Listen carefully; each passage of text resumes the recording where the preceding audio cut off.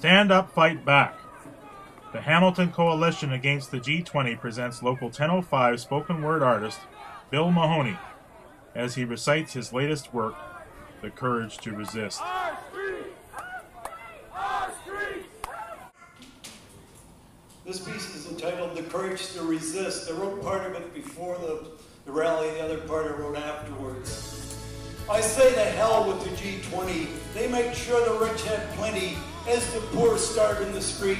Force the bag at Richmond's feet. They strip jungle and forest bare, pollute our water and our air. Riches are their only care. They'll knock your mother to the floor and send your children off to war. All they want is more, more, more. They kill the saints, praise the witches, sell their very soul for riches as the dead rot in the ditches. They're just a bunch of fat old men who should be locked up in a pen, thrown a few crumbs now and then, and maybe forced the studies in. I say to hell with this. We must fight back. We must resist. So raise your voice and raise your fist. Some had the courage to take a stand. They got arrested by the man as part of Harper's master plan to try to silence our voice across the land. He wants to build a police state ruled by those who love to hate, who can't even get a date, those who never hesitate to steal the food from a poor kid's plate.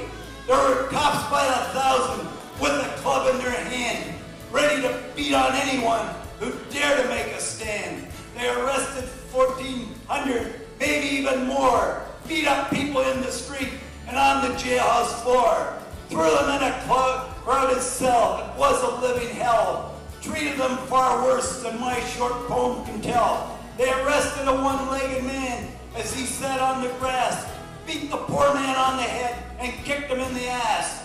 When the singing of "O Canada" has become a crime, if we want our freedom, we're running out of time. You can't believe a word that Harper may say. He's never once let the truth get in his way. But there are some whom his game they refuse to play, no matter what the price they have to pay. I salute their courage, their fortitude, their guts. Now they have to know, my friends, that they can count on us. Thank you. In Toronto is not about bullies or bans. The real story is about resistance. Resisting the triumph of private interests over the public good and our common wealth.